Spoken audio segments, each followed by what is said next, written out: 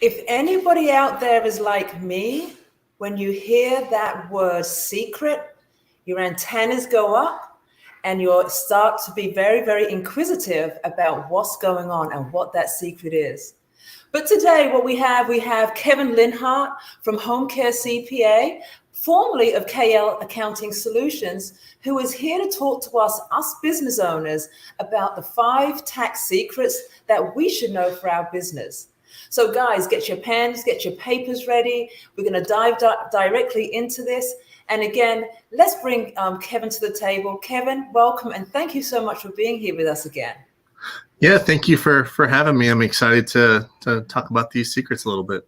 Oh my God. And like I said, that antenna goes up when you say secrets, right? I mean, is it a gift for me? You know, am I going to get a tax break at the end of the year? What is it going to be? Is Uncle Sam going to actually say to me, Yvette, it's okay. You know, you don't have to pay those taxes, right? So I'm so glad and I am so honored that you're here with us to share some of that information and that knowledge that you have that is going to better anchor our business owners as they proceed forward in their journey and understanding those tax implications. So we have 5 tax secrets, Kevin.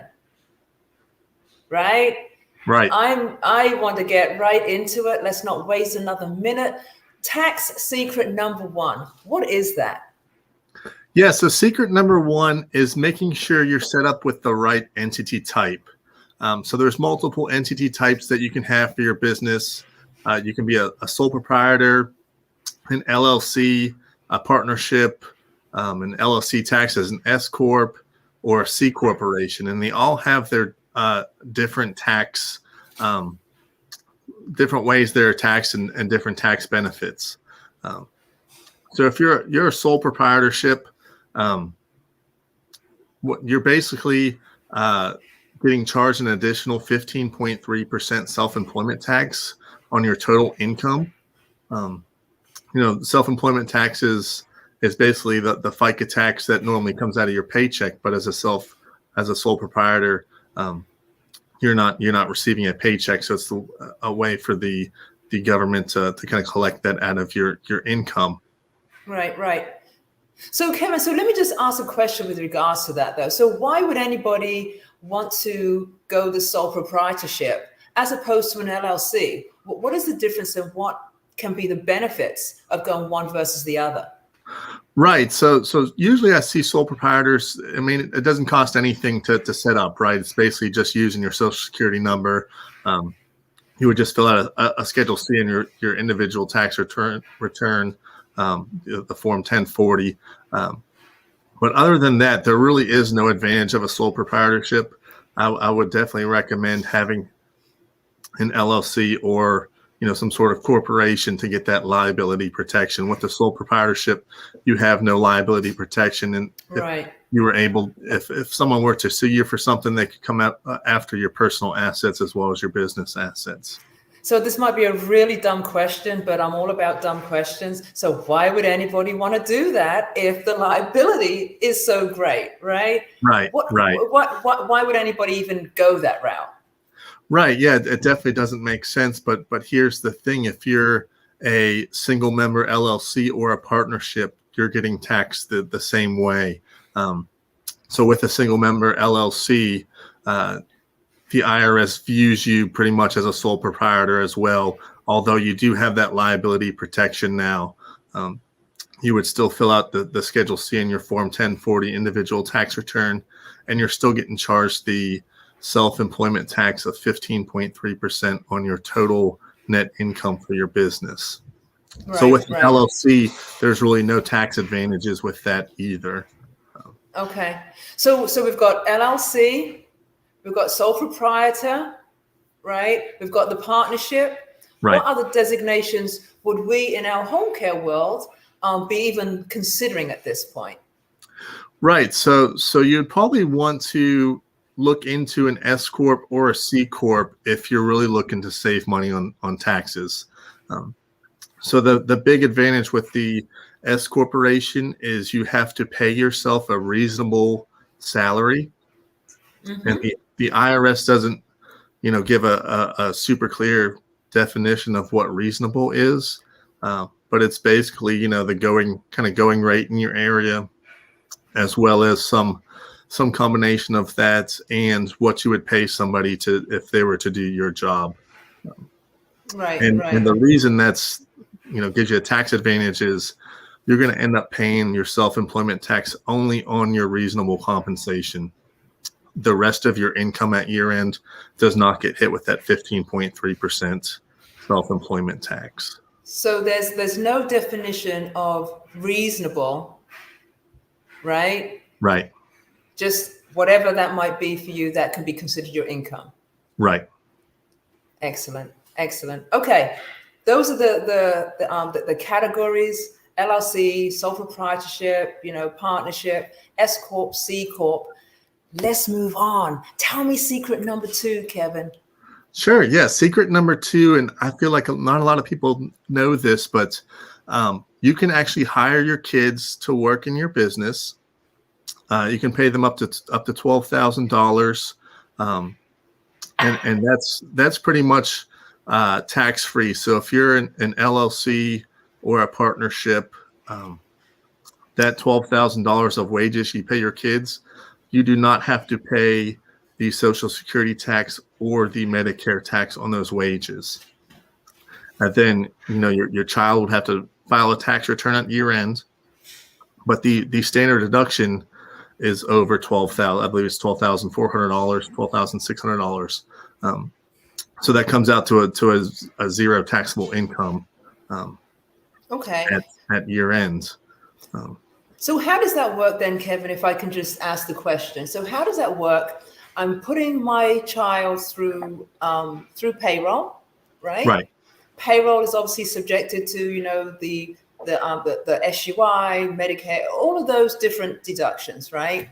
Right. So how then can I then have that as a benefit as me as the employer at the end of the year? How does that match and how does that merge at the end of the year when I'm filing my taxes? I put up my hand and say, okay, then this is my child. How does that actually work? How do we capture that?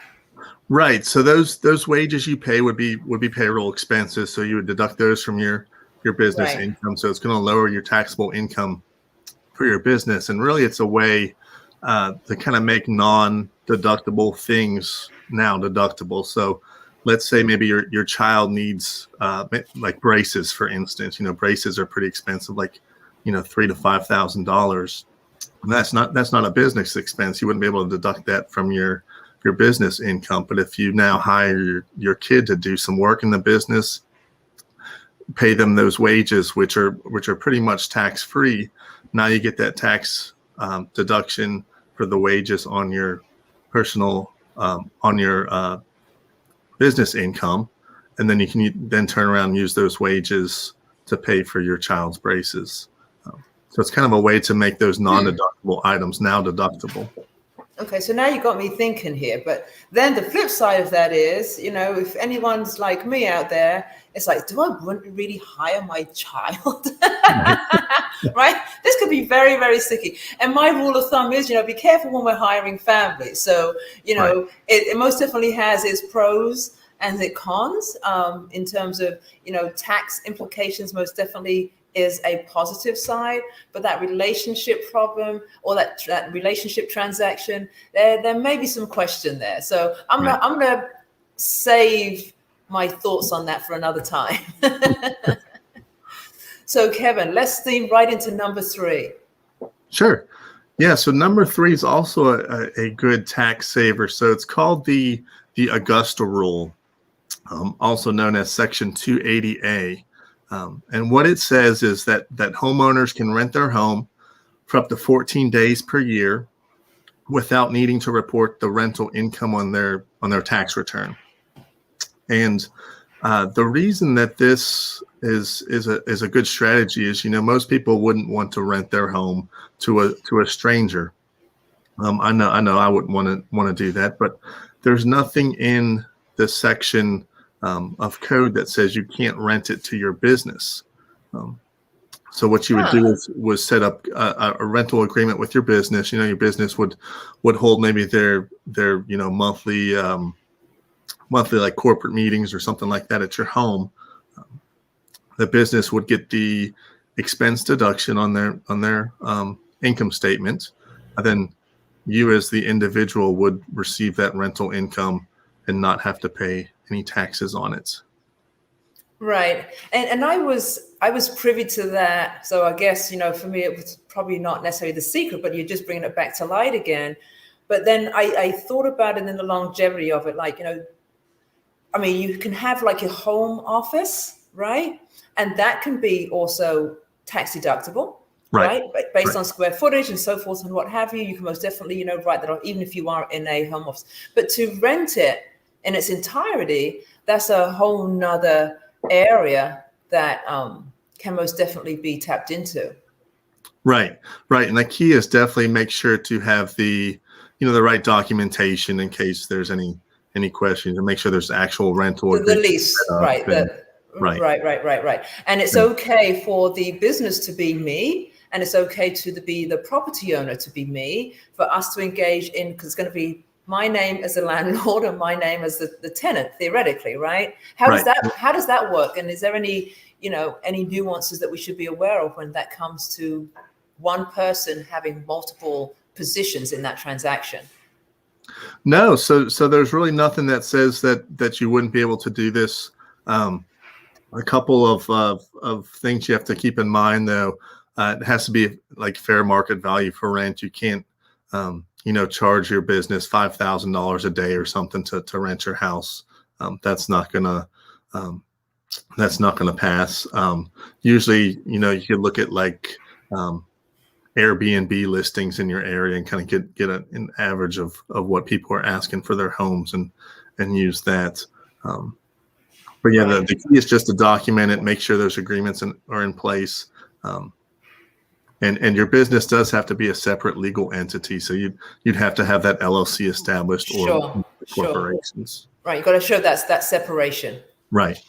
Absolutely. So we have formation of your entity is going to give you some of those tax breaks, your LLC, whether you're a proprietor, a sole proprietor, whether you're a partnership. We also talked about children being employed by your company and having significant tax benefits, as well as even other benefits such as, purchasing of things for your children.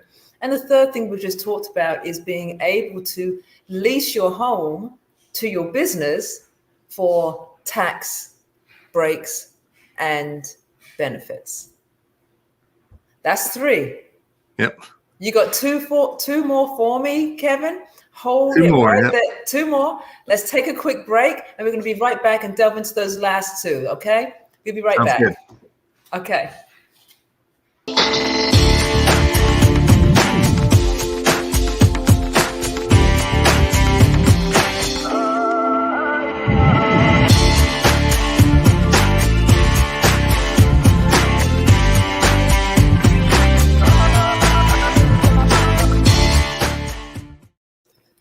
So we are back. Got yourself a little bit of to wet those tonsils there, Kevin, because we are back wanting to hear about those last 2 secrets. Today's segment is about 5 tax secrets that us as business owners need to be aware of. There is so much out there. There's so much flexibility. You've got to have that right accountant. You've got to have that right CPA, guys, that is going to be able to help you leverage your business. And I'm going to say this, and it's not taken away from anybody who is, any of the smaller practices, but get yourself an accountant, a CPA that's going to get to know you. Once he gets to know you or she gets to know you and you get to know them, together you can most definitely blend and create such a great partnership. They need to know how you think. They need to know where you're going. They need to know what your goals are. And let your accountant, Kevin, leverage you to get to that goal. Okay? So I just wanted to throw that in there for everybody. Get yourself an accountant that you can trust. Get yourself an accountant that you can work with. Get yourself an accountant that you can talk with. Get yourself an accountant who can also see your vision, because he's going to be the person that's going to be in your corner and following through your journey. Kevin, let's go into tax secret number 4. Yeah, sure. So secret 4 is all about retirement planning. So retirement planning is a great kind of last seconds fix that can potentially save you some money on your tax liability at year end. So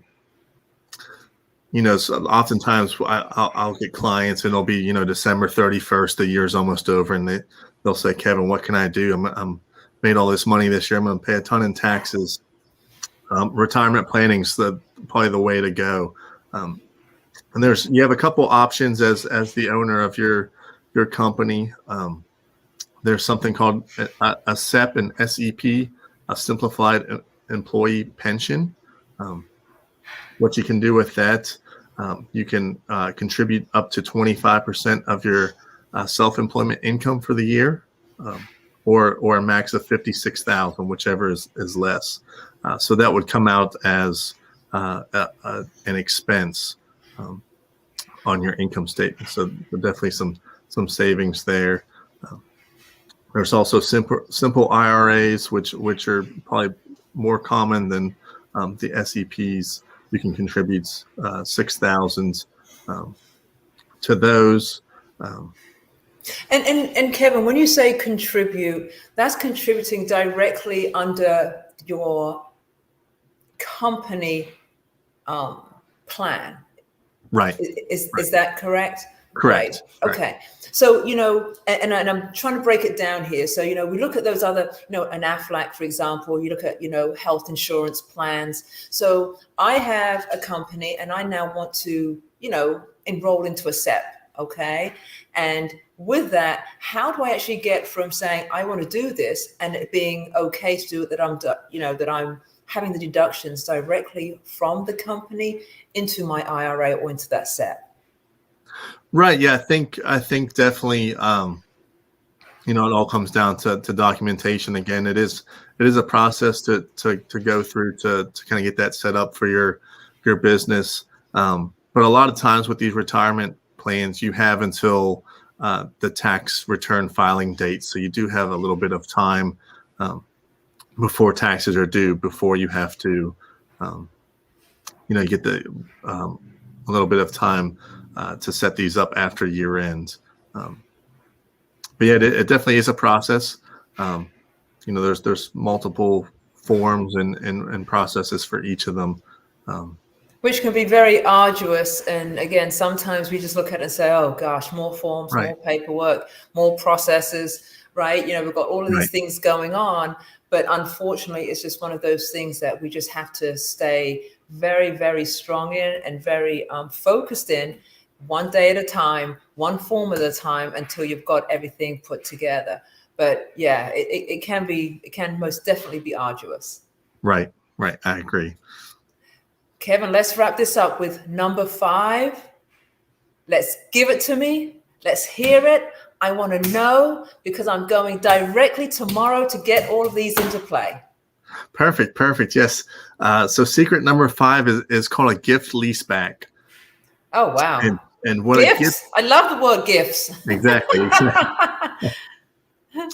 So a gift leaseback is a way to squeeze a little bit of more tax advantage out of some fully depreciated fixed assets. So if you maybe own a car in your business, it's fully depreciated. You've depreciated it the full amount. Really, there's no benefit to you after that, right? There's no more depreciation expense on your income statement, so you're not getting any benefit from that anymore. Right. What a gift leaseback does is you would gift that car to a relative, and then they would lease it back to your business, and you would be able to deduct those lease payments. Oh, wow. So again, you squeeze a little bit more expense out of that vehicle, reduce your taxable income at year end, and save a little more taxes. Now you've got me really thinking, because we have in one of our entities, we've got some vehicles. We have a fleet of vehicles, and that was something that I did not know. So guess what I'm going to be doing? I'll be calling you, Kevin, because I need you to check out the depreciation value. And if I've hit that level, we're going to be leasing it or selling it to a family member that they can lease it back to us. Right, right. And the great thing is you actually gift it to them. So it's a gift. There's no taxable transaction there with you gifting it to them. With it forward Wow. appreciated, the basis on it is zero. So you're basically giving it to them for free. There's no tax complication with that. So how would that work in terms of, registration and things like that? I guess that wouldn't, trying to think out loud here. I guess that really wouldn't have an impact because I'm gifting it to you, but you're leasing it to me. So where and who would the registration aspect of that vehicle, whose responsibility would that be? Because I'm thinking. So that would pass on to the relative you gift it to. They would have to, keep up with the maintenance and everything on it. And then of course the lease payments to them would be income to them. But you could find a relative that's in a lower tax bracket, or again, if it's maybe a relative who has no income, and take advantage of that standard deduction of 12,000. I believe it's 12,100 for 2021. But let's face it, though, Kevin. And that was a great thought, and it's got my mind spinning. But now the other side is just saying, well, hold on one second, Yvette, because once you gift that, it is no longer yours, right? Right. So what if you have that relative that wants that stick yet? Right? Right. Now we've got a problem. Right. Right. Okay. So is there some kind of backup or backing for me if I was to use this tax break gift incentive, that if I did gift it to a relative, that I still have some kind of say in the vehicle? So I don't think so. I think you need to pick a relative that's going to help you out. And this is something you could, discuss with that relative ahead of time. It doesn't have to be kind of on the spot. You can have it all planned out ahead of time. Kevin, you definitely have, especially on, secret number 5. I'm so glad that I stuck it out to secret number 5, because I'm thinking, okay, then, well, maybe we need to get a relative that is 99 years old that has no desire to try and stick me. Right. Can still be deemed competent, but we can probably work this transaction out, right? Right, exactly. Kevin, so in a nutshell, taking all the points that you've just talked about, what is your overall recommendation and feedback to everybody that is listening, who's going to listen to this, who's going to watch this on our YouTube channel? What is your overall